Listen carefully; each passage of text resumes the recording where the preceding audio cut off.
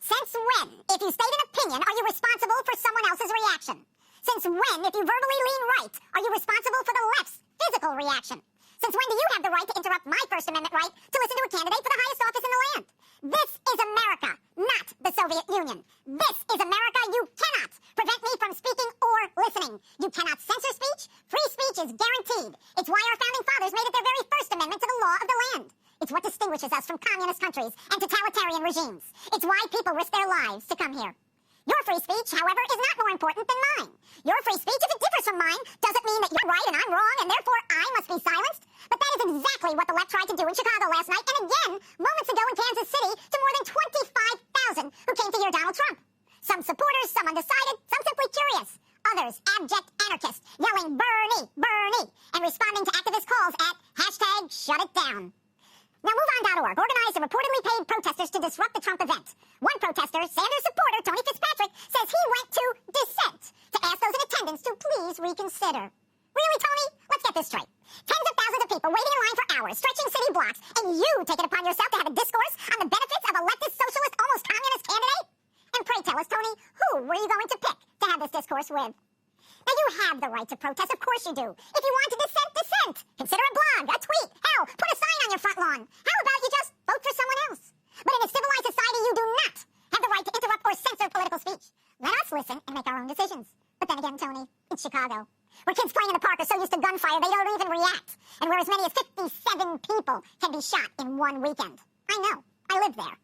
And you want to blame the dust-up on Donald Trump, even when protesters come for the specific purpose of creating chaos? So someone sucker punches someone else and then rightfully arrested. That's supposed to be Trump's fault? A criminal law primer, folks. Words do not justify violence. You cannot defend assault by arguing verbal provocation. Otherwise, every man who battered a woman would say he was justified because she mouthed off. And anytime you get 25 to 30,000 people anywhere, unless it's to hear the Pope, there are going to be disagreements, especially in a highly charged election year like this one. And by the way, ever been to a baseball game? A heavy metal concert? People disagree. And little Marco, in his desperate attempt to criticize Trump, says, these words have real consequences. Donald Trump has a big platform right now. He's the front runner in the Republican Party. Everybody's paying attention to what he's saying. And these words have consequences. When you're president, even more so. Words have consequences? Well, maybe under Sharia law, where you can be murdered if you say something considered offensive, but not in the United States of America and not under our Constitution. And by the way, Marco, didn't you say your parents came from Cuba to avoid a repressive regime? Stop being so small, Marco. Americans have been angry for a long time. Barack Obama, the great hope and change unifier, has openly pitted the haves against the have-nots, the cops against the very public they defend.